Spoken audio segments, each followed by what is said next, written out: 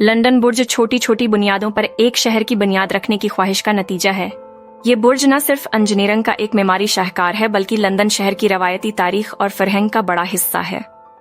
London बुर्ज की तामीर का आगाज 1866 में वलीम दूसरे के दौर में हुआ। इस वक्त वलीम की हुकूमत की बुनियाद डाली गई और लंदन को एक अजीम किला की जरूरत थी। इसीलिए उसने लंदन बुर्ज की तामीर का फैसला किया, जो बाद में किला के तौर पर इस्तेमाल हुआ। लंदन बुर्ज की इमारत एक रोमानी इमारत पर मबनी है, जिसको नए किला के तौर पर इस्तेमाल किया गया। अब तक लंदन बुर्ज में कई तरमीमें की गई हैं और उसकी शक्ल व सूरत में कई तब्दीलियां आई हैं। फिर लंदन बुर्ज का असल फर्ज किला था, जो मुहाफजती और नगहबानी का काम करता था। इसके अलावा ये एक राहबरी निशान भी था, जो लंदन शहर को दिफा करने के लिए इस्तेमाल होता था। इसकी दीवारों में चंद बड़ी हल्कियां बनाई गई थी, जिनमें से एक त्रेदिल हल्की थी जो भर की रोशनी देती थी। लंदन बुर्ज की अहमियत और शहरत का बायस उसकी तारीख है।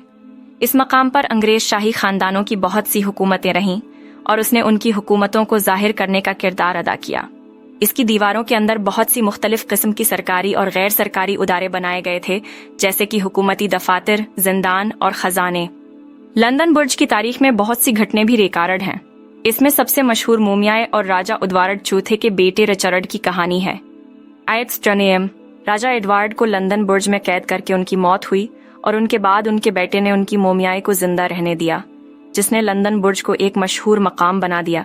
लंदन बुर्ज का ज्यादातर हिस्सा अवामी दौरा कारी के लिए खुला रहता है और उसका अच्छा नज़ारा हर साल लाखों लोग देखते हैं। इसकी दीवारों के अंदर मुख्तलिफ महाफिल और नुमाइशें भी मुनाक़द की जाती हैं, जो लोगों को उनकी तारीख और फरहंग से मुतालिका मालूमात फराहम करती हैं। आयताशा इख्तितामा लंदन बुर्ज एक बहुत ही अहम तारीखी मकाम है, जो लंदन शहर की तारीख